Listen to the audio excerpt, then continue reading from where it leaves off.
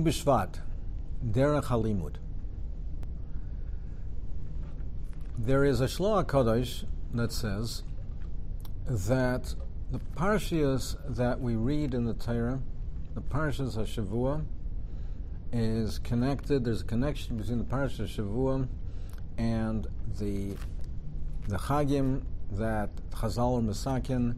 They have a connection to what we read in the Parsha. And what we read in the Parsha gives us an understanding of the Chag that falls out during that week. And Tu B'Shvat falls out around in the week of either Parshas B'Shalach or Parshas Yisrei. Both Parshas that have to deal with Kabbalah Satir. Parshas Yisrei, of course, the Seres HaDibros, Ma'amad Har Sinai, and Parshas B'Shalach, Sham Loichoiko Mishpat V'Sham Niso, and Mora they were given Chukim and Mishpatim. The Torah says that Klal Yisrael came to Mora, and they could not drink the waters because the waters were bitter. So Hashem Hashem instructed Moshe Rabbeinu. He showed him the eights. Moshe Rabbeinu threw in the eights into the waters, and the waters became sweet. The Medrash Tanchuma says that La Yochlu Lishtais Maim Kimorim, that Klal Yisrael were mordim. They were morim b'maisim. Their maisim, they were bitter. They were moirit. They were moirit Kadosh Baruch Hu. They were at a low level. They couldn't drink the waters. They were on a low madrega. The water was bitter.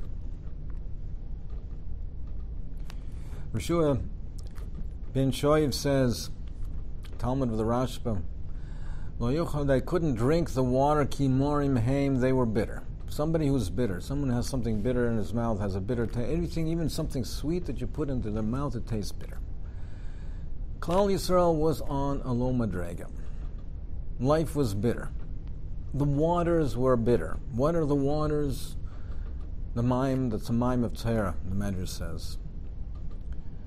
The mime is the water of Torah. Vayoro eitz. Eitz is Torah. Eitz chaim hilam achazikim bo. The eitz is Torah. And the Medrash says eitz is Kodesh Baruch Hu. So what does it mean? The water is Torah. Klal Yisrael were on a low level. The water was bitter.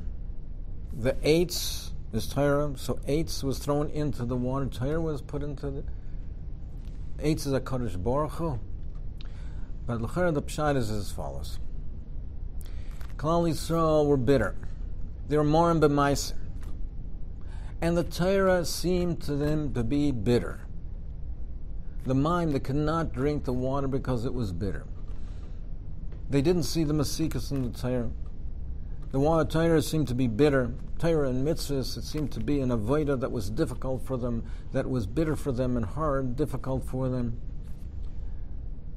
So, the Kadosh Baruch Hu showed Moshe Rabbeinu the eights.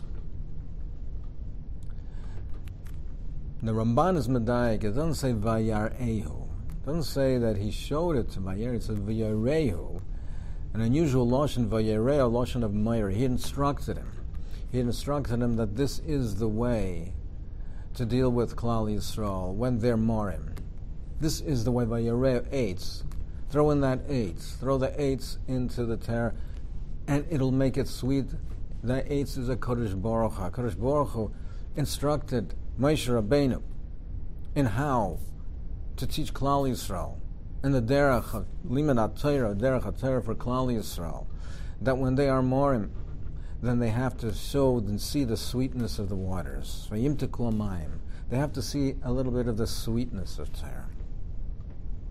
The Medrash says that eight was an eight zayas. The olive is at first very bitter, but then, after time, becomes sweet. Really in Torah, initially it requires a melas yagia, and a melas, it requires sweat and toil and effort to draw out the masikas HaTorah.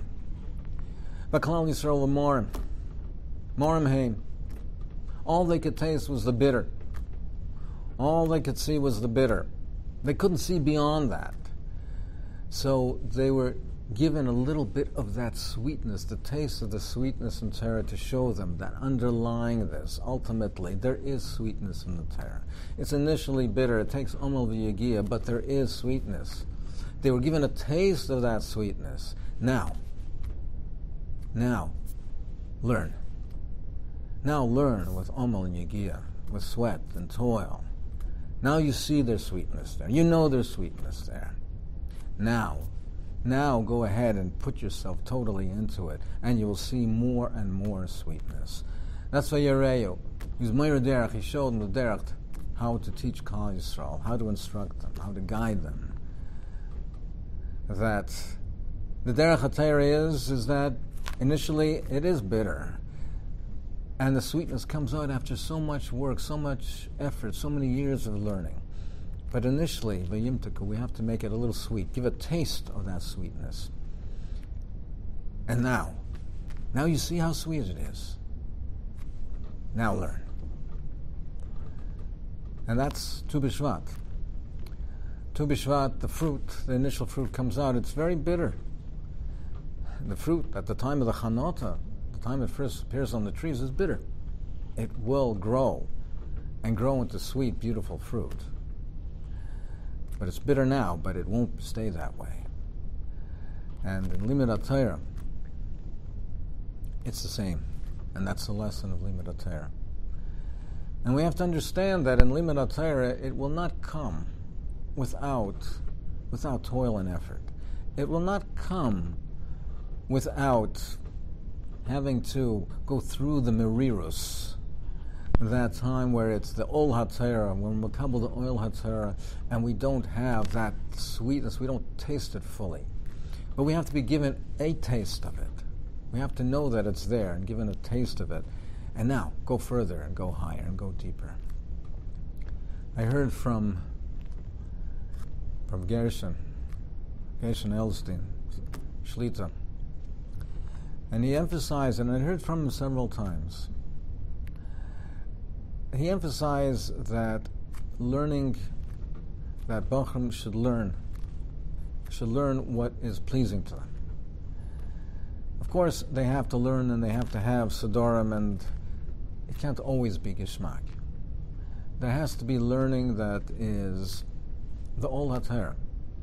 But Bachram, especially nowadays, Bachram have to be given a taste of something that's sweet. And not everything appeals to everybody. And certain Bachram have more of a natiyah to one type of learning, and other Bachram to a different type of learning, some to one Masechta, some to a different Masechta, some to more halacha, some for more lamdas. He says it's important that the Bachar feels that he has satisfaction, he has a geshmak in the learning, it's something that's pleasing to him. His learning should not be to him as an all. It should not be as a davar mar. Ultimately, then, if he learns and applies, if he tastes of something that's sweet, something that is appealing to him, then he can go more and more and further. He can be makabel the Oil HaTorah and go further and higher. And this is a lesson in life. Not everything in life is sweet. And sometimes things are bitter. And sometimes we just have to endure. But we have to know that there's the Mesikas is there. We have to have a taste of the Mesikas. The Mesikas is there, and the fruit will grow. And we have to be patient. And ultimately, we will see and taste these beautiful, sweet